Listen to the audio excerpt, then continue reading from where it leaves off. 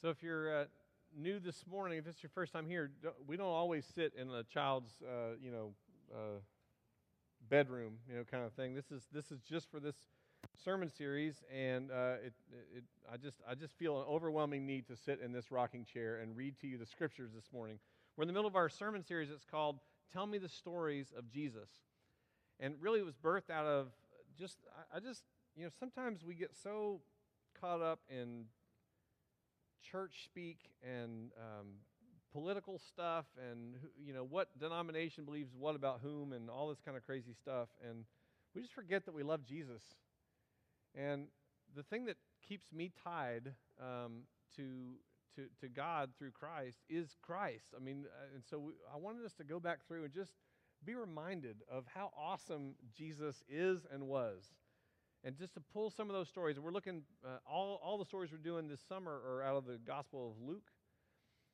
And this one comes out of Luke chapter 7, starting in verse 1. But I just wanted to remind us of why it is that we follow Jesus. It's because he's amazing. It's because his love is amazing. It's because his example is amazing. And his sacrifice obviously was amazing. And so this morning we're looking in Luke chapter 7, starting in verse 1.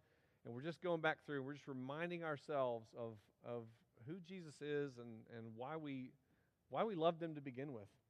So let's look at this story. This, again, Luke 7, starting in verse 1. This is the faith of the centurion. It says, when Jesus had finished saying all this to the people who were listening, he entered Capernaum. There a centurion's servant, whom his master valued highly, was sick and about to die. The centurion heard of Jesus and sent some elders of the Jews to him, asking him to come and heal his servant. When they came to Jesus, they pleaded earnestly with him, "This man deserves to have you do this, because he loves our nation and has built our synagogue." So Jesus went with them. He was not far from the house when the centurion sent friends to say to him, "Lord, don't trouble yourself, for I do not deserve to have you come under my roof. That is why I did not even consider myself worthy to come to you. But say the word, and my servant will be healed. For I myself am a man under authority, with soldiers under me. I tell this one, 'Go,' and he goes, and that one, 'Come,' and he comes. I say to my servant, 'Do this,' and he does it." When Jesus heard this, he was amazed at him. And turning to the crowd following him, he said, "I tell you, I have not found such great faith even in Israel." Then the men who had been sent returned to the house and found the servant well. Will you pray with me?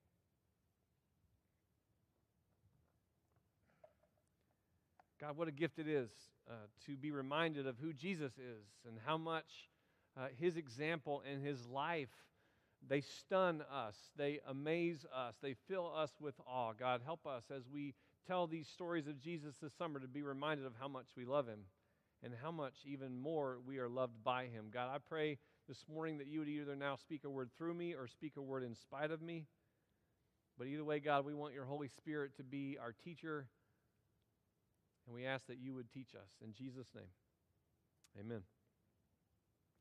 So when I was 16 years old, I got a car. Now, I know that not everybody in the world gets a car. In fact, the vast majority of people, when they turn 16, don't get a car. And so I know that. I'm 46 years old. When I was 16, I felt like everyone got a car, and I felt like I deserved a car. And so at 16, I actually got a car. And so I remember on my 16th birthday, my parents came into the house, and we were getting ready to go out for dinner or something to celebrate my birthday. And they said, "Okay, well, it's time to give you your gift." And I'm thinking, what is it, And they said, "Okay." My dad pulls out some keys, and he says, "Well, we need to go outside, and we need to go see." So we go out the front door, and I go out to the driveway, and I'm dying on the inside. What great automobile, what great vehicle have my parents procured for me? That one. This happened in 1988, but this is a 1978 Buick Landau, nicknamed the Buick Land Yacht by me, because it took a part, like a football field of parallel park this thing. And so I go outside, and I at least had the wherewithal not to say anything that would kind of give it away, but I am certain my face said everything that needed to be said. Because I went outside and I looked at it, and I'm sure, I don't even know what I said, but I'm sure it was something like, "It's so big and interesting and white and pretty and stuff." I mean, I'm certain that my lack of enthusiasm probably said everything that needed to be said. I'm certain my parents knew. In fact, I asked them years later if they knew that I was disappointed, and they said, "Oh, yeah, we knew that you were disappointed, right? We got it, you know."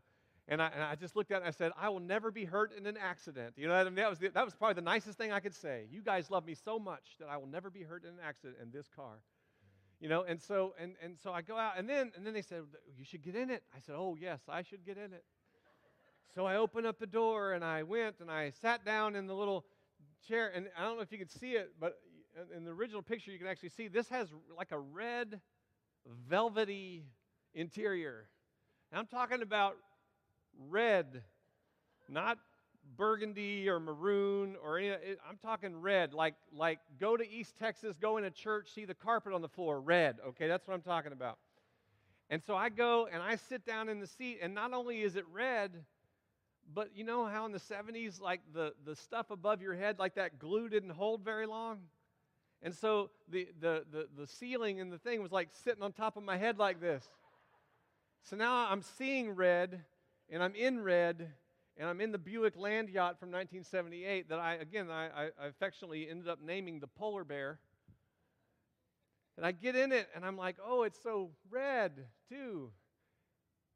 Oh, and look, there's a CB radio. That'll be some great times with me and my friends in 1972. It would have been great, you know." And so I didn't say any of that stuff, but I know I was thinking it. And you know why I was thinking it? Because at 16, we all think that we deserve stuff, right? And I'm certain at the time I thought that I deserved something better than that. Even if the only thing it was something shorter than that, I just thought I deserved it. That's the mentality I had at 16. Now at 46, I have a whole different understanding, especially as I start thinking about, you know, getting my kids a car. I'm going to go find me a 1978 Buick Landau for my kids. They'll never get hurt in an accident. But, you know, we think we deserve stuff. Friends, this story has a lot to do with what we deserve and what we don't deserve. It's really about a faithful heart that Jesus stumbles on in Capernaum. And I want you to feel kind of the tension of what this person deserves and what they don't deserve as we try to learn from this story what maybe some things God might be teaching us about faith. So this story starts, you know, Jesus in Luke chapter 6, the chapter before I started reading, Jesus is, it's basically Luke's version of some of the teachings that we find in the Sermon on the Mount in Matthew 5, 6, and 7. And so, it's about discipleship. It's Jesus saying, "Okay, here's what it's going to cost to follow me, and here's the things I want you to do, and you know, this is not going to be easy, and you know, you need to pay attention to my voice," and all these. So he's talking about all this stuff in Luke 6 about discipleship. And then it says in Luke 7, when he finished teaching, when he finished saying all these things, it says that he goes to Capernaum. Now, what you need to know about Capernaum is it's basically Jesus' home, right? It's basically Jesus. It's his ministry base. You might think of it that way. I mean, because he traveled, he was itinerant, but this was what he considered home. In fact, in the Gospel of Mark, it says that when he went back to Capernaum, you know, the people realized that he had gone home. That's how we know it was his home. And so he goes to Capernaum, back to his ministry home. And when he gets there, there's a Roman centurion, a Roman soldier who sends some of the local Jewish elders to come and speak to Jesus on his behalf. See, the Roman centurion's servant is sick, and it says that he's about to die, like he's very ill.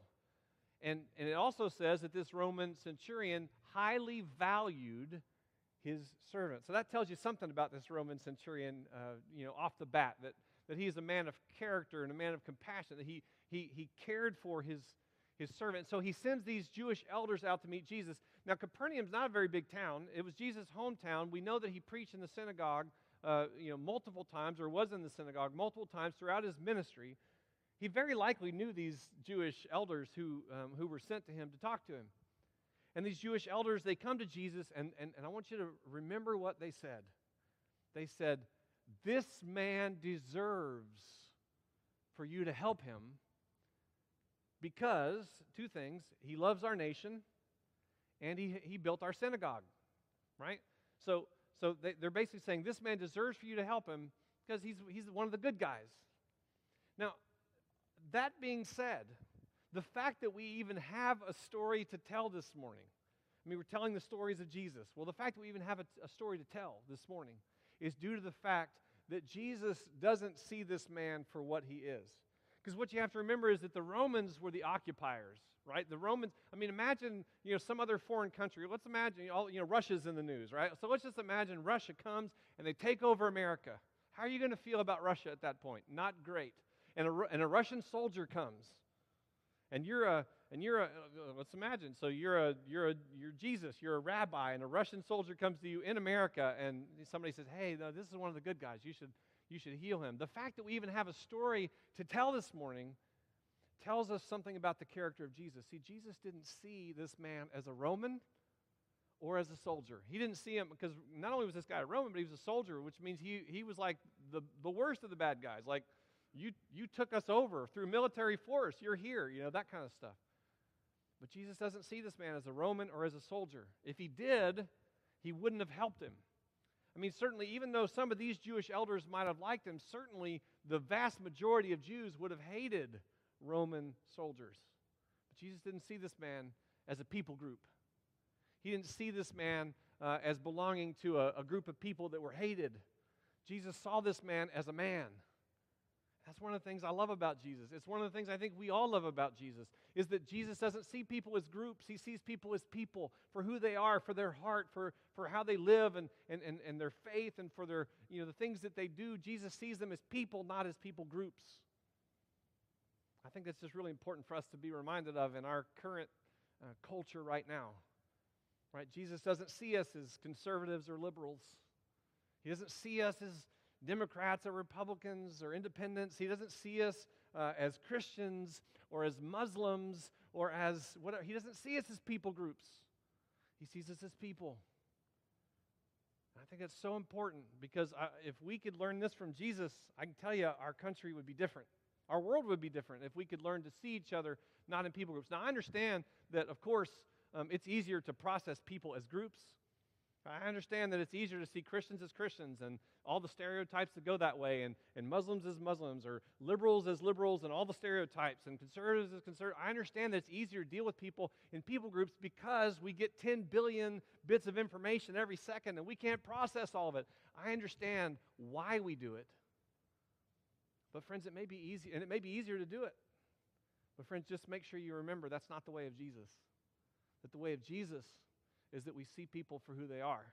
We see people as people and not as some group that we don't like.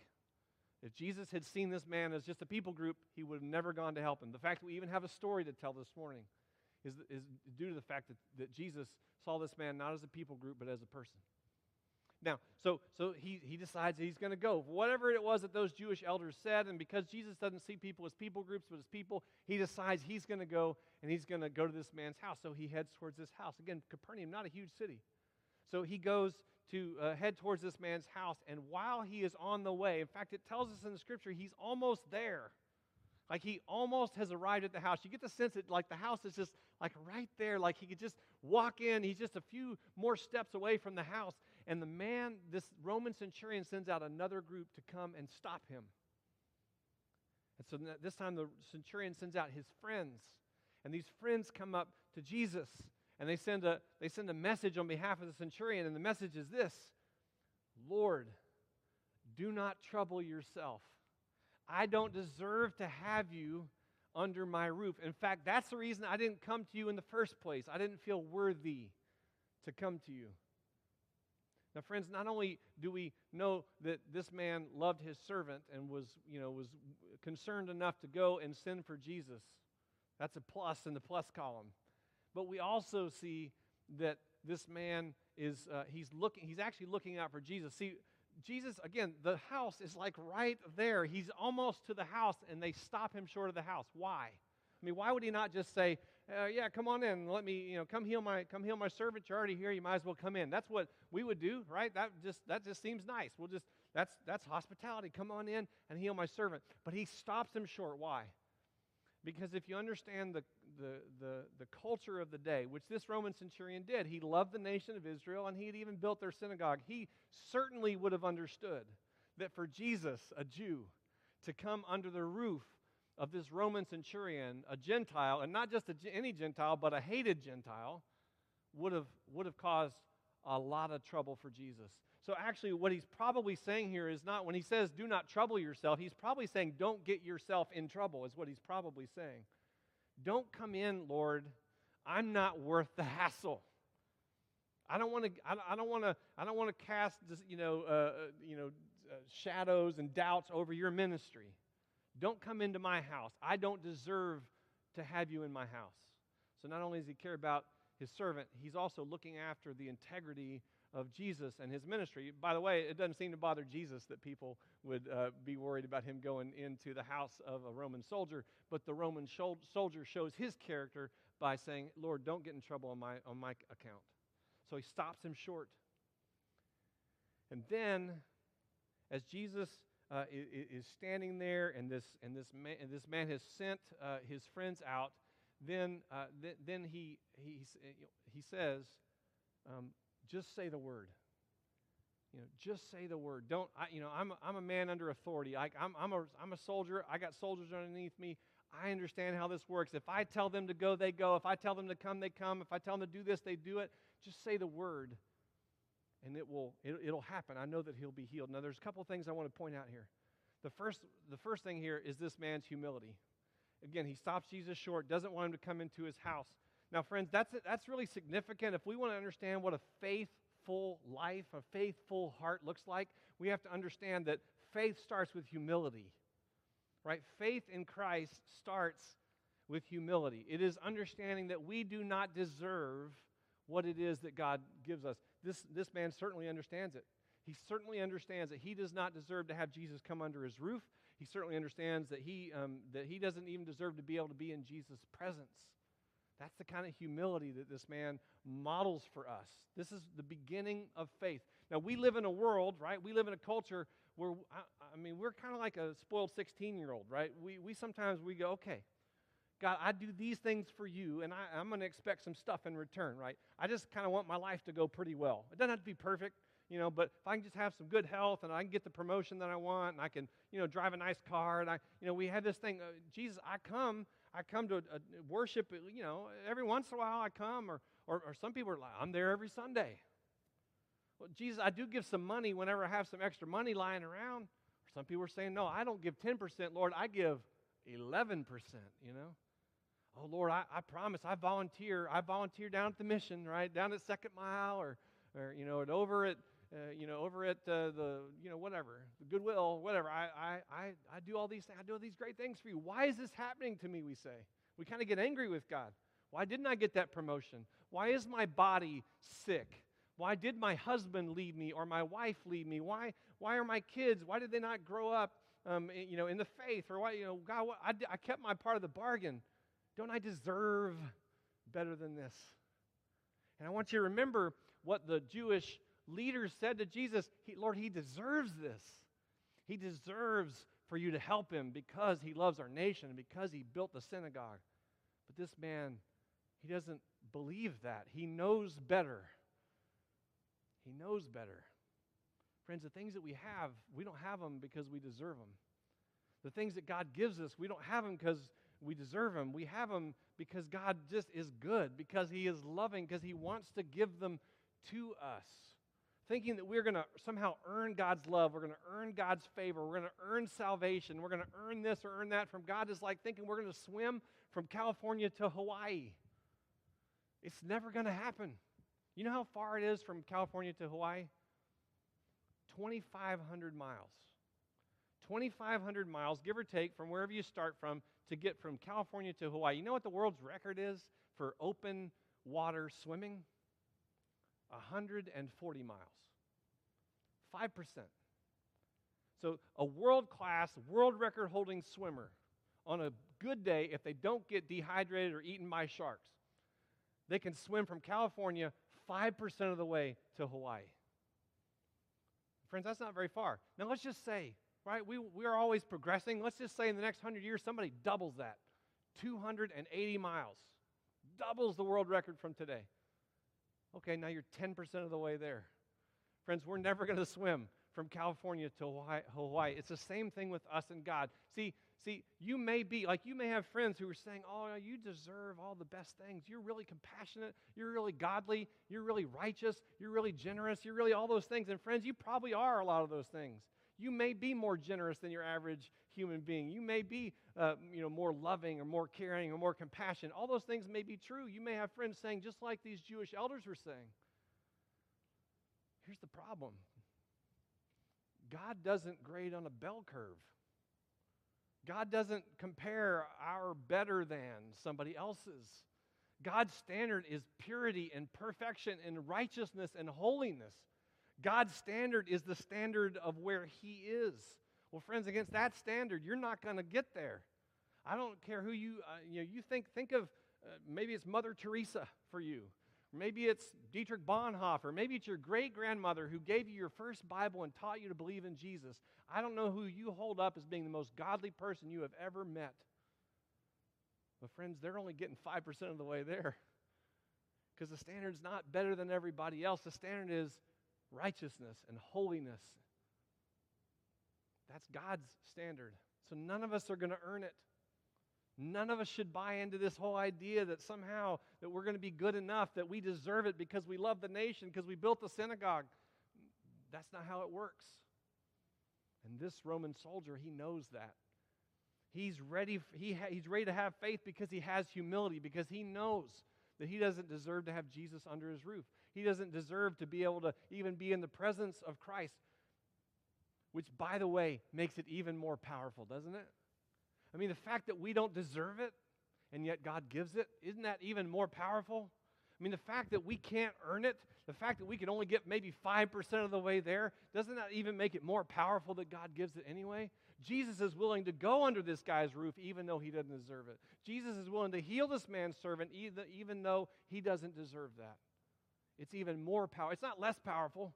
It's more powerful because he didn't deserve it, and he knows he doesn't deserve it. Friends, this is the starting point of faith. You want to have a faith-ful heart, it starts here. It starts here. It's saying, I don't deserve it. I didn't deserve the car. I didn't deserve the house I grew up in. I didn't deserve vacations or my parents' unconditional love. I didn't deserve any of it. They gave it to me because they're just good, and they loved me, and they wanted to give that to me. It's the same thing with God. Everything we have. We don't have it because we deserve it, because we've earned it. We have God's favor because He wants to give it to us. We have God's love because He wants to, because that's just who He is. That's the kind of God that we serve. It's an amazing thing, and it's made more powerful by the fact that we don't deserve it. Continuing the story. So now Jesus is stopped outside of this guy's house. And he's there, and the guy says, through the friends, they say, look, we get it, he's a Roman soldier, and I'm a Roman soldier. I know I've got people, and if I tell my people to do stuff, they do it. Lord, just speak the word. Just say it. Just say he's going to be healed, and he'll be healed. I know it. I know it will happen. This man is so convinced that all Jesus has to do is say the word that it will happen. Friends, that's the culmination of faith. It starts in humility, but it ends in that kind of trust of a man who says, look, you don't even need to come into my house. All you have to do is say the word, and it will happen. I believe that. I believe it will happen. This is a man who loves his servant. This is a man who looks out after the integrity of Jesus and his ministry. This is a man who has humility enough to say, I don't deserve this.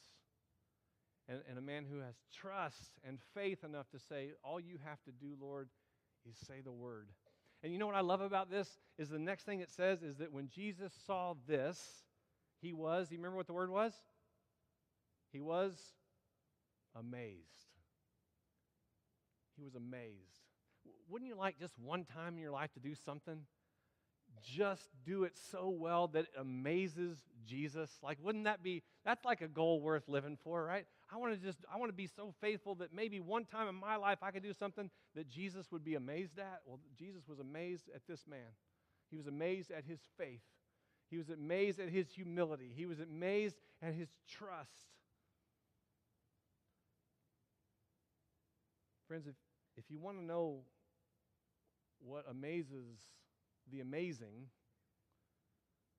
it's here. It's this story of Jesus. It's this reminder that faith starts in humility and it ends with a rock-solid trust. And Jesus says, I've never seen faith like this even in Israel. And then he sends the friends back, and when they get to the house, the servant is healed. We serve a God who can just speak the words, and it can happen.